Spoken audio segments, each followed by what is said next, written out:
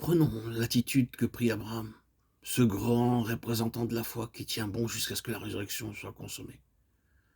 Il estima que son corps, maintenant, ne valait guère plus que s'il était mort. Romains 4, 19. C'est là en effet l'expression employée par l'apôtre au sujet d'Abraham. Son corps était aussi bon que s'il était mort.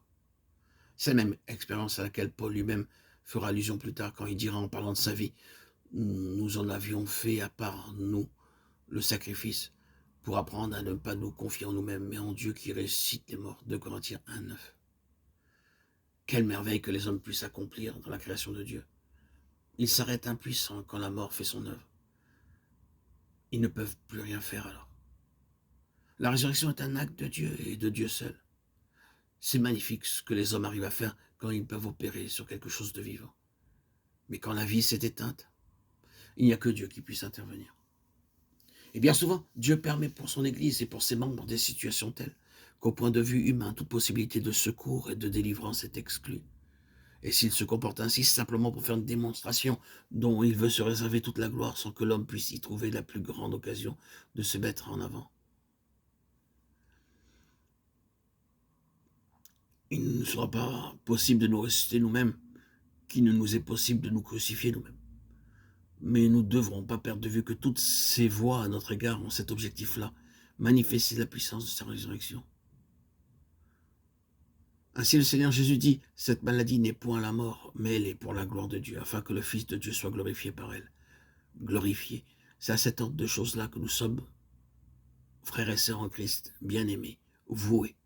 En d'autres termes, par notre consécration, nous nous sommes engagés sur la voie du désespoir, humainement parlant, mais que nous sommes lents à l'accepter quand nous en venons au fait et au prendre, quand les circonstances prennent une tournure désespérée. Nous nous regimbons et nous pensons que tout va de travers. Peut-être que tout va bien au contraire du point de vue de Dieu. Désespérer la situation l'est bien, et de penser que c'est le chemin de Dieu n'enlève rien à l'acuité de notre détresse ou à son horreur. Mais si ces conditions-là vont donner à Dieu une occasion unique pour dresser à la face de tous le témoignage qui lui tient le plus à cœur, alors tout n'est-il pas bien? Pour finir, en tout cas, nous pourrons constater que tout est bien. Quand nous aurons sous les yeux dans l'éternité toute l'histoire de l'Église qui est son corps, et que nous nous rendrons compte de toutes les fournaises par lesquelles elle a dû passer, nous serons obligés de confesser qu'aucune organisation humaine, aucune institution terrestre n'eût été capable de supporter ce que les saints ont supporté et de survivre à de telles creusées. Quand nous pourrons comprendre tout cela à la lumière de l'éternité et l'apprécier avec des critères vraiment spirituels, nous reconnaîtrons que rien ni personne ne pouvait réaliser cet exploit si ce n'est Dieu lui-même. Et nous n'aurons plus aucun doute que cet instrument-là ne soit réellement devenu le véhicule, le moyen d'expression de l'infinie grandeur de sa puissance.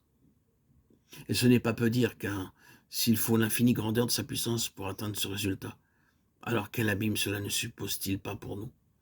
De quelle profondeur ne devons-nous pas être retirés pour qu'un tel déploiement de force soit nécessaire?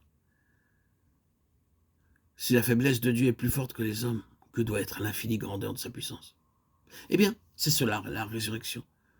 C'est à la résurrection, comme vous le savez, que se rattache cette expression, l'infinie grandeur de sa puissance qui agit par la vertu souveraine de sa force.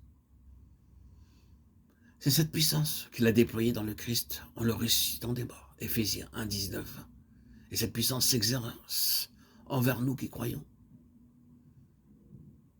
L'Église, donc, le témoignage de Béthanie doit être le témoignage à la puissance de sa résurrection.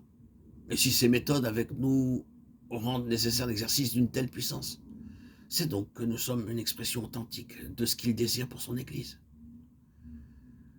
Que cette pensée nous réconforte et nous encourage.